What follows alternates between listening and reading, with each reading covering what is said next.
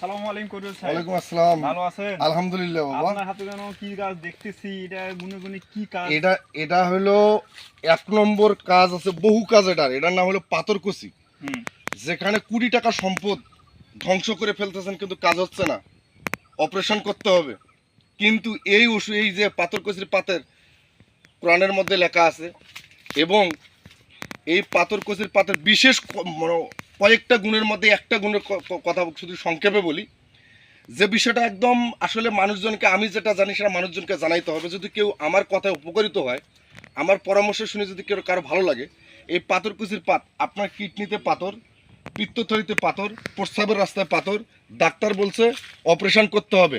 আমি চ্যালেঞ্জ দেব, আমরা মুসলমানের সন্তান, আল্লাহ তাআলাকে বিশ্বাস করলে, কোরআন হাদিসকে বিশ্বাস করলে, একটা সপ্তাহ শুধু প্রতিদিন সকালবেলা ঘুম থেকে উঠে একটা পাথরকুচির পাত চাবে খাবে, ইনশাআল্লাহ পাথর থেকে মুক্তি পাবে।